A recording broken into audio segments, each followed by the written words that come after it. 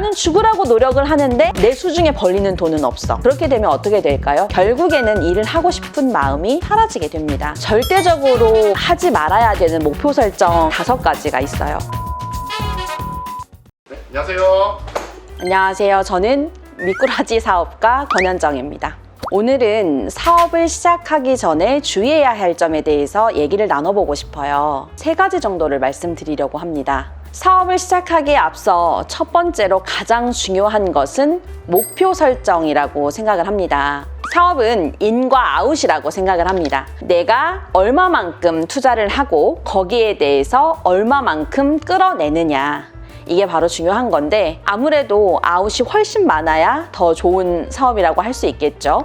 예를 들어서 우리가 5만 원을 가지고 방울토마토 묘목을 샀다고 한번 생각을 해볼게요. 5만 원을 가지고 방울토마토 묘목을 사서 방울토마토를 심었어요. 방울토마토를 우리가 이제 재배를 해서 판매를 하게 되었어요. 그리고 나서 방울토마토로 얻은 수익이 채 5만 원이 되지 않는 반절의 수익만 났다고 생각을 해볼게요. 이것들은 여러분은 좋은 사업이라고 생각하십니까? 좋지 않은 사업이라고 생각합니까?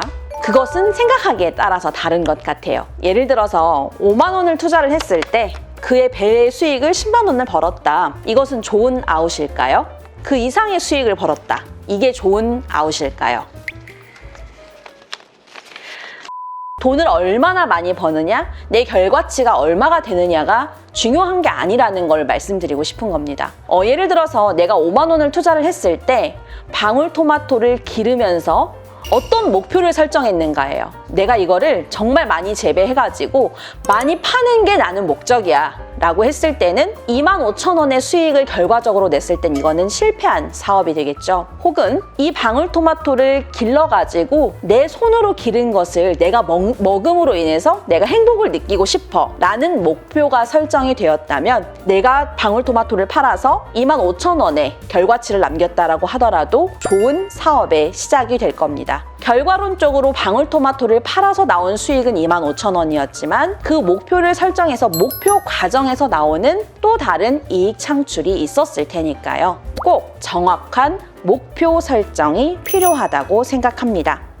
절대적으로 하지 말아야 되는 목표 설정을 제가 생각해 놓은 게 5가지가 있어요. 첫 번째는 요즘은 이게 대세야. 무조건 성공할 수 있어. 두 번째는 나는 저것보다 무조건 잘할 수 있어.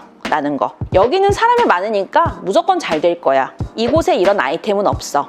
상품이 무조건 싸면 된다. 이 말은 음식을 싸게 팔다 보면 여러 가지 문제점들이 발생을 합니다. 첫 번째는 음식의 퀄리티도 떨어질 수 있고요. 그 다음에 음식을 팔면서 나는 죽으라고 노력을 하는데 내 수중에 벌리는 돈은 없어.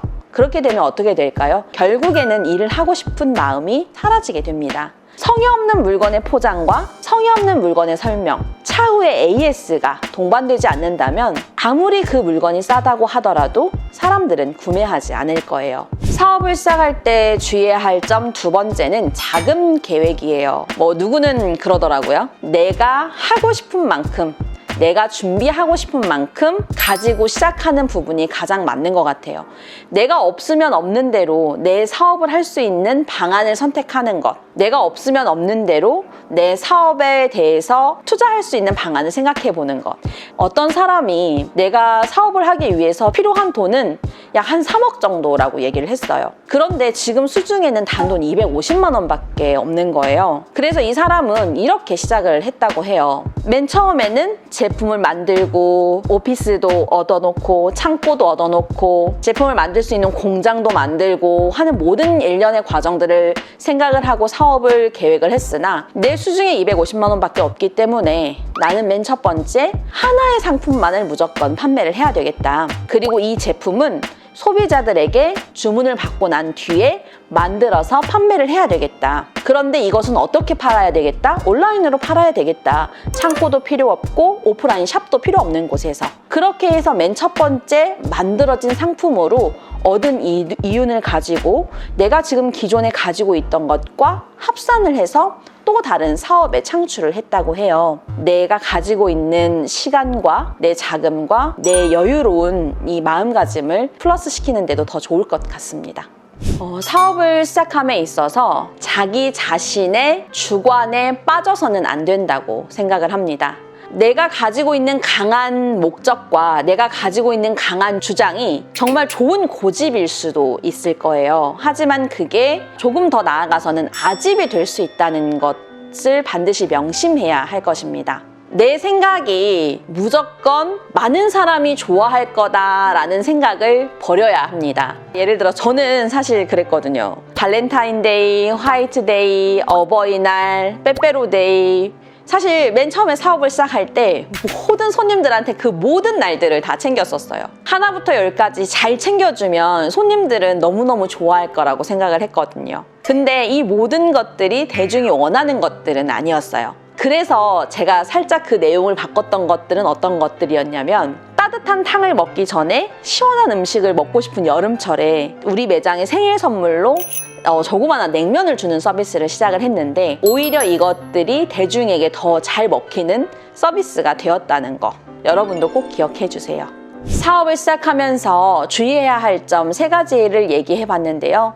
첫 번째는 목표 설정이에요. 두 번째는 자금 계획입니다. 마지막으로 주관적인 고집과 아집에 빠지지 말자. 트렌드와 시장은 항시 바뀐다는 점을 명심하세요. 그 트렌드에 맞춰서 내 주관과 내 생각을 플렉서블하게 조절해서 가실 수 있는 사업가가 되시기를 바랍니다.